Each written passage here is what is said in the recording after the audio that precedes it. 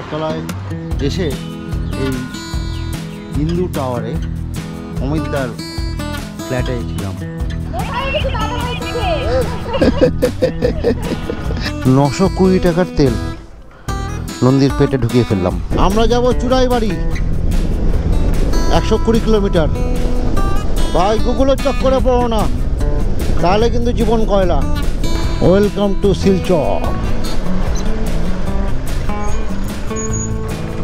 আমরা কিন্তু 27 নম্বর জাতীয় সড়কে উঠে পড়লাম।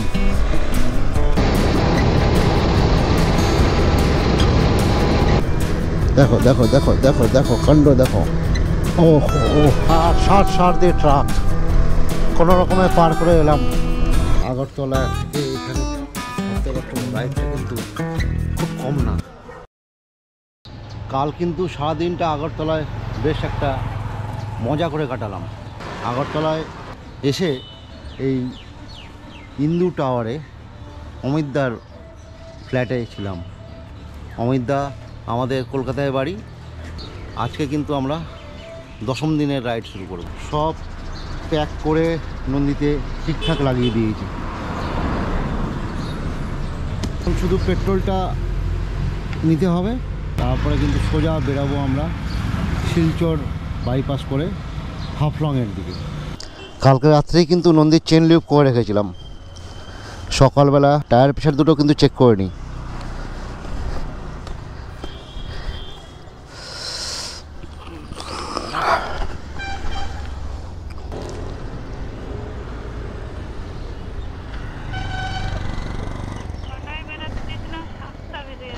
ও হবে কিছু কমে অনেক। হ্যাঁ হ্যাঁ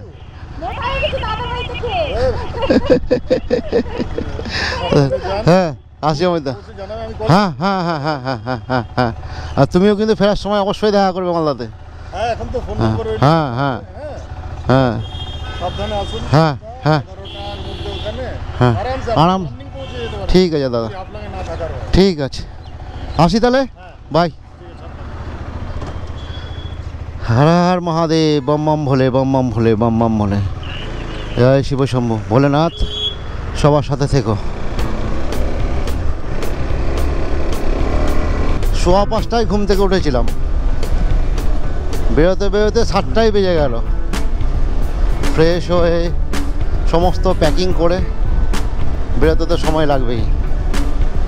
টিফিন বানালাম, ডিম সেদ্ধ খেয়ে নিয়েছি, চা বানিয়ে রেখেছি, চাও একবার খেয়ে নিয়েছি।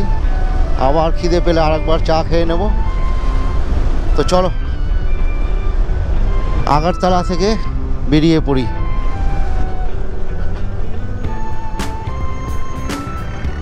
কাম খোলা আছে, নন্দীর পেটটা সকাল সকাল ভরে ফেলি। 920 টাকার তেল নন্দীর পেটে ঢুকিয়ে ফেললাম।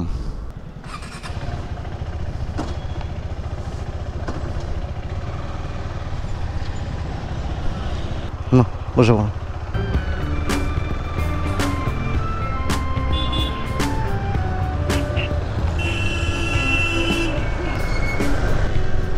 আমরা আগরতলাকে বাই বাই করে দিলাম। আগরতলা থেকে বেরিয়ে এখন সোজা শিলচরের দিকে যাব।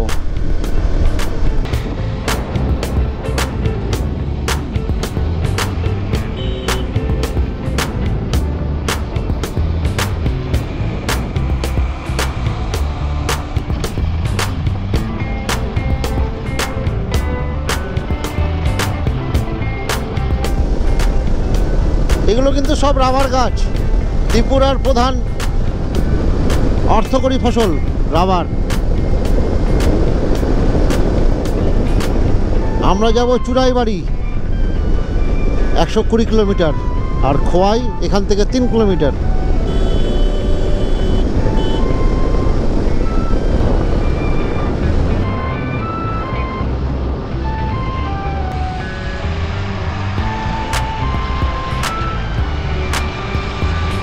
কিন্তু আবার ঊনকোটি জেলায় ঢুকে পড়লাম।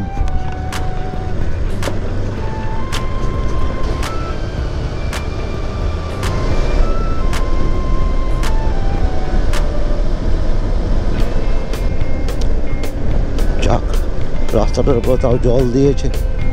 এর আগের দিন এই জল না দেওয়ার জন্য কি ধুলো ছিল জায়গাটাতে। এইখান থেকে একবার নিচের দৃশ্যটা দেখো।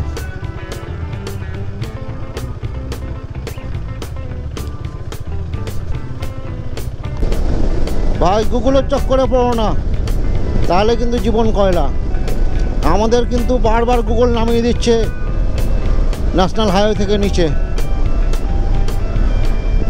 শিলচর এই রাস্তা দিয়ে সোজা বাঁ দিয়ে ঘুরতে হবে 156 কিলোমিটার।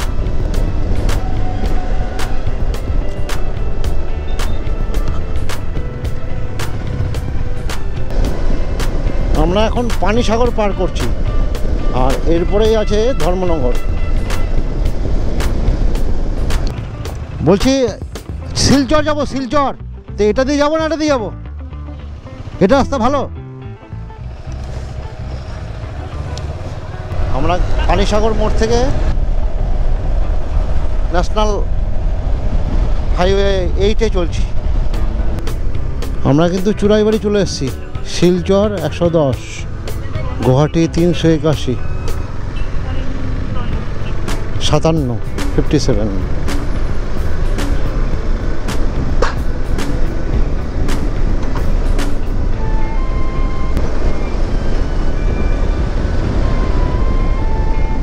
আগে রাস্তাটা দেখে কিন্তু খুব মনটা খুশি হয়েছিল, কারণ পাহাড়ে এসে 4 লেনের রাস্তা,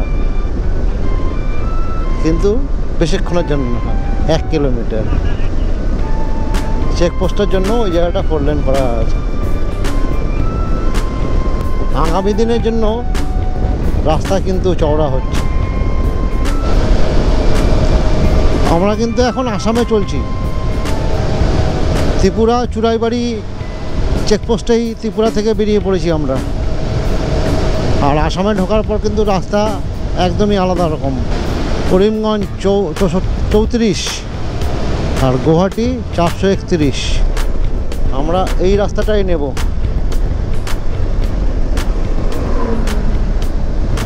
এটা আমরা হাফলং হয়ে বেরিয়ে যাব গুয়াহাটির দিকে। এটা করিমগঞ্জ, আর এই হলো নিউ করিমগঞ্জ রেলওয়ে স্টেশন আমার ডান দিকে।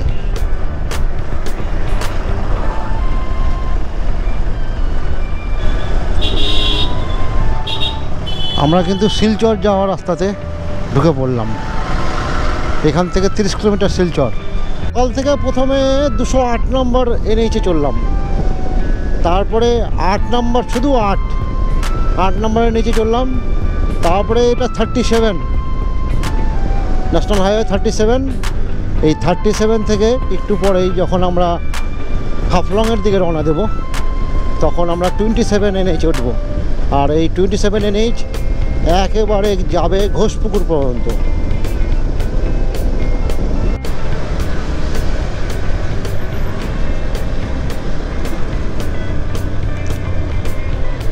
এদিকে আমরা কিন্তু এবার শিলচরের রাস্তাটা ছেড়ে দেব। আমরা চলে যাব সেনা পুলিশ হাফলং। দাদা হাফলং এটা দিয়ে তো, হাফলং আর্মি এরিয়া। এখান থেকে তো যেতে দেবে না। আগে থেকে একটা কাটিং রোড ছিল হাফলং যাওয়ার জন্য, ওটা দিয়ে গেলে শিলচর শহরের মধ্যে ঢুকতে হতো না। আমরা শিলচরের ভেতর হয়ে তারপরে হাফলং বেরাবো। আমাদের 1 ঘন্টা সময় তো জ্যামে নষ্ট হলো, আর এই শিলচর ঢোকার জন্য আরও নাই করে 1 ঘন্টা তো সময় নষ্ট হবেই। আজকে কিন্তু হাফলং পৌঁছাতে পারবো না, দেখি কত দূর পৌঁছাতে পারি। Welcome to Silchar NH 37।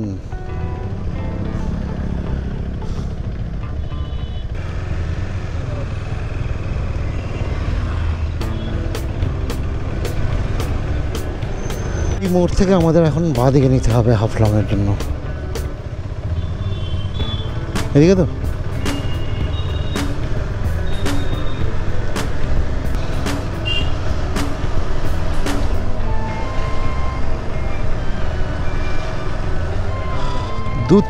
তিল।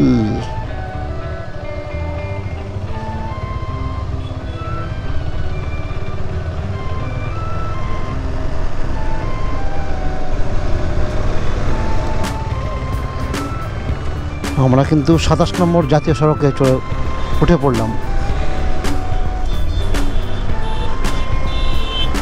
সামনে কিন্তু পাহাড় দেখা যাচ্ছে, আর এই পাহাড়কে টপকেই কিন্তু যেতে হবে হাফলং।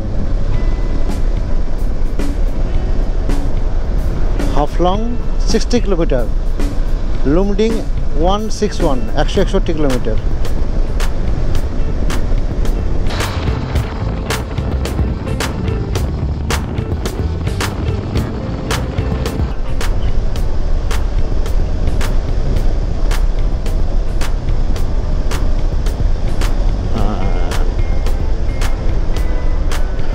এখানে একটু দাঁড়াই।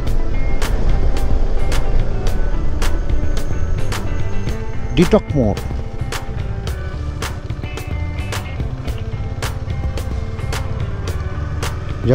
যাবো ওদিকে আমি।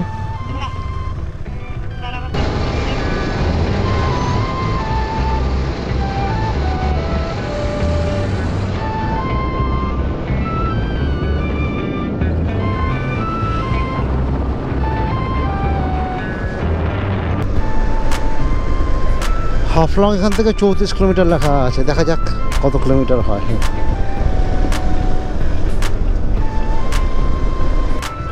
আর উপর দিয়ে হচ্ছে নতুন করে NH-27, আর নিচে রাস্তাটা দেখেছো টোটালটাই কিন্তু অফরোড,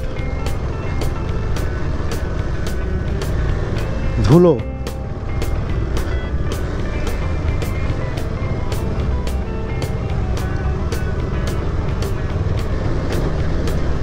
দেখো দেখো দেখো দেখো দেখো কাণ্ড দেখো। ও ও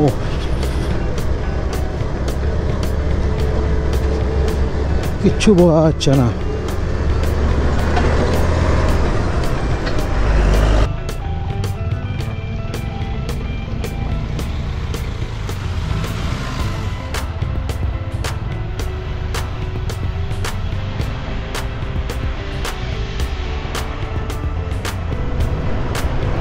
ও যা যা যা, জানি না কত দূর এরকম আছে, এরকমই যেতে হবে। 20 হচ্ছে টপ স্পিড, আর ফার্স্ট গিয়ার সেকেন্ড গিয়ার ছাড়া তো আগানোই যাবে না।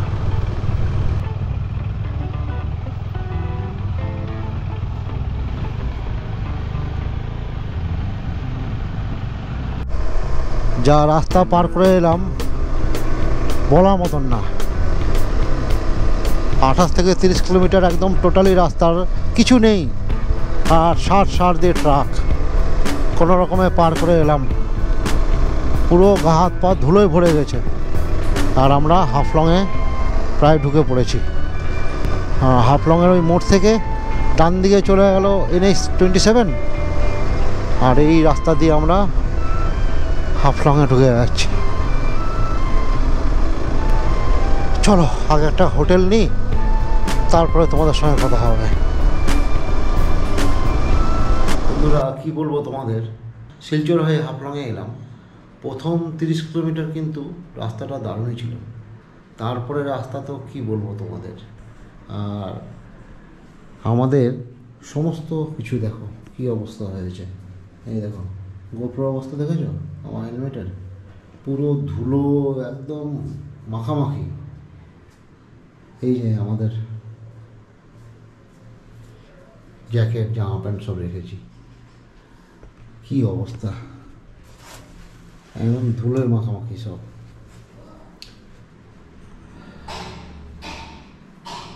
জয়ন্তী স্নানে গেছে, এইরকম অবস্থা আজকে ঘরের। ব্যাগটা একটু আগে ও ঝাড়লো নিয়ে এসে, জুতোগুলোকেও একটু পরিষ্কার করলো।